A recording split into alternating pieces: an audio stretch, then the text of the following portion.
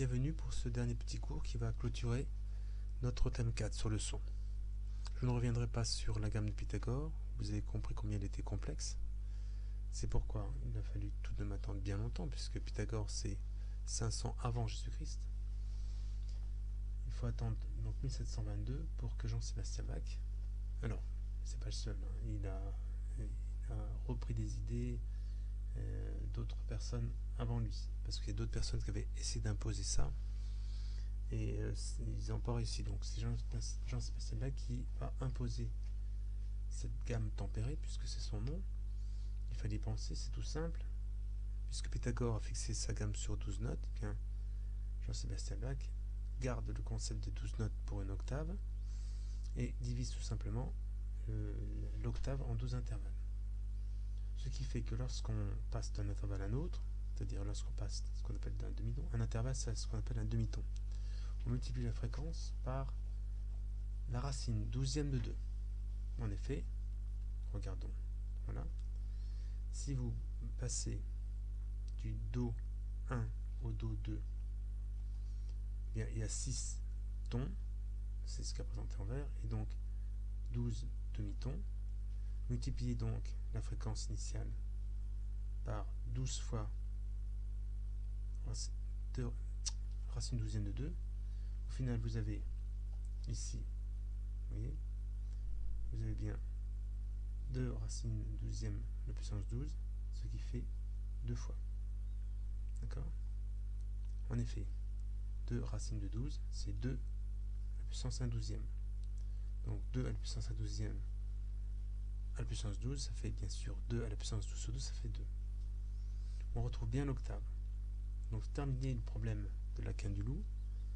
Et en plus, ce qui va être important, c'est que les musiciens vont ainsi plus facilement, et même facilement, faire des transpositions.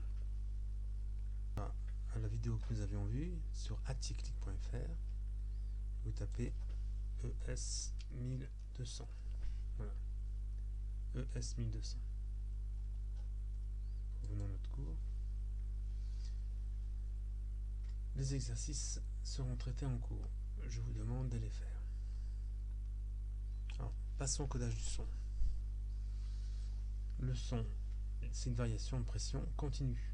Donc en fait, lorsqu'on l'enregistre grâce à un micro, le son va appuyer sur une petite membrane qui va mettre en mouvement une bobine, parce qu'il y a une bobine qui est accrochée à cette membrane. Cette bobine, elle coulisse le long d'un aimant, et en fait, ça génère un courant dans la bobine, un courant qui va se propager et qui va aller jusqu'au haut-parleur.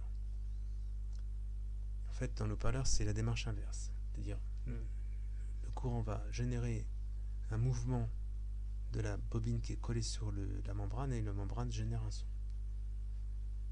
Revenons à notre signal. Donc le signal analogique, c'est un signal continu. C'est ce qui le distingue d'un signal numérique. Voilà. Alors, ce signal analogique, sur les vieilles bandes magnétiques que vous n'avez pas connues, les disques vinyles qui sont en train de reprendre du terrain, eh bien, on pourrait l'enregistrer tel quel. Mais dans tout ce qui est clé USB, disque dur, CD, etc., ou ce qui est transmis par voie numérique, eh bien, on passe à un signal numérique. Donc un signal numérique, c'est une succession de 0 et de 1. Le signal analogique doit être transformé. C'est le rôle d'un convertisseur analogique numérique, un CAN. Comme son nom l'indique, il convertit le signal analogique en numérique. Ensuite, lorsqu'il reviendra dans votre téléphone portable, votre lecteur de CD, etc., on le reconvertit en analogique. C'est alors ce qu'on appelle un CNA, un convertisseur numérique analogique, pour qu'il puisse faire vibrer le haut-parleur. Nous souhaitons maintenant convertir le signal analogique en un signal numérique. La première étape est l'échantillonnage. La première étape, en fait, c'est un découpage selon l'axe des temps. L'étape suivante, la numérisation, sur un découpage selon l'axe vertical, l'axe des amplitudes. J'ai représenté ici un cadre. Donc, ce cadre, je vais faire de la largeur de la période d'échantillonnage. La période d'échantillonnage, c'est cet intervalle que nous avons choisi sur l'axe des temps. Donc je ne retiens que les points qui sont en intersection de montants verticaux de mon cadre avec la courbe analogique. Voilà, donc j'ai ce point, je déplace mon cadre, ce point, etc. Donc d'une infinité de points initialement présents sous le signal analogique, je me retrouve avec un nombre de points tout à fait restreint. Donc si la période d'échantillonnage est plus fine, ce qui est le cas de mon signal 2, de ma représentation 2, voilà, je vais faire un cadre plus fin, tout de même, bien, j'ai d'avoir plus de points pour représenter mon signal de départ. Voilà, le point ici, intersection, ceci. Voilà. Donc le signal 2 qui résulte d'un échantillonnage plus fin, avec une période plus petite, est plus fidèle au signal analogique de départ que l'échantillonnage 1. C'est donc un critère, c'est le critère que j'évoque ici dans la question C. Pour effectuer un bon échantillonnage, il faut que la période d'échantillonnage soit la plus petite possible, ce qui fait donc que la fréquence soit la plus grande possible, pour que le signal numérique soit le plus fidèle au signal analogique de départ. On peut même rajouter une condition qu'on appelle le critère de Shannon, qui est que la fréquence d'échantillonnage doit être au moins égale au double de la fréquence maximale du signal à échantillonner. Par exemple, pour des sons audibles allant de 20 à 20 000, la fréquence max c'est 20 000, donc la fréquence d'échantillonnage doit être au moins égale à 40 000 kHz. Donc ça fait une période d'échantillonnage qui est très petite.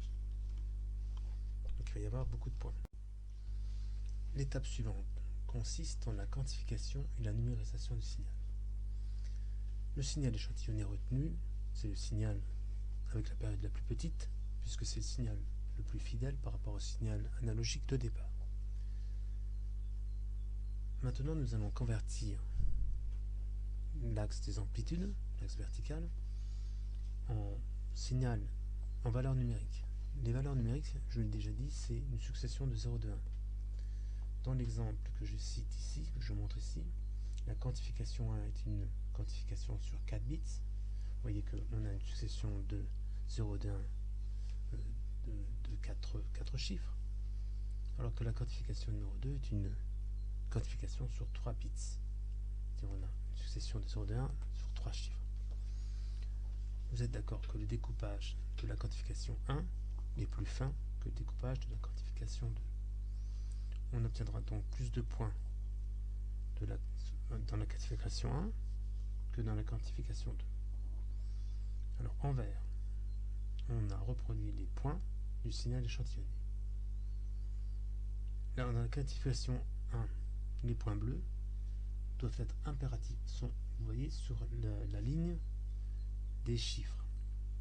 Donc comme je l'ai écrit en haut, vous voyez que la valeur retenue de l'échantillonnage est arrondie à une valeur inférieure autorisée par le convertisseur.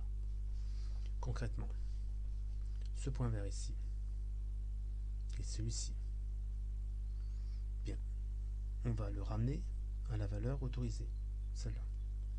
Voilà. Ce point vert ici n'est pas autorisé, donc on le ramène à une valeur autorisée qui est ici, toujours à l'inférieur, celle-ci ici, etc. Par exemple celui-là, ce point-là, on retient ça. Voilà. Dans la quantification 2, par exemple, ce point-là, et on le ramène ici. Donc vous voyez ici, il y a une très grande différence. Donc là, on va avoir un signal numérique qui est peu fidèle au signal de départ, puisqu'on a une transformation d'un point qui était sur le signal analogique, qui subit une transformation très importante, alors que là, la transformation est faible. Donc la quantification 1 est bien meilleure, puisqu'elle est sur un nombre de bits plus important. Donc c'est un critère aussi pour reproduire un signal plus fidèlement au signal analogique de départ. Il faut une quantification sur un nombre de bits le plus important possible. En résumé, pour reproduire un signal numérique le plus fidèle possible par rapport au signal analogique de départ, la période d'échantillonnage doit être petite, et donc la fréquence d'échantillonnage doit être grande, et le nombre de bits doit être important. Intéressons-nous maintenant à la compression et le stockage de l'information. Alors c'est bien d'avoir un signal le plus fidèle possible au signal analogique de départ, c'est-à-dire la fréquence la plus grande possible, le nombre de bits le plus grand possible. Le problème c'est que ça prend beaucoup de place, puisque vous comprenez que plus j'ai une fréquence grande et un nombre de bits important, plus je vais avoir un nombre de points important. Cette formule qui nous dit que la taille en bits, je dis bien en bits, c'est important, du fichier informatique va être égale à la fréquence d'échantillonnage par le nombre de bits. Par la durée d'enregistrement, évidemment plus l'enregistrement est long, plus on a d'informations, et par K, le nombre de voix d'enregistrement. Voilà.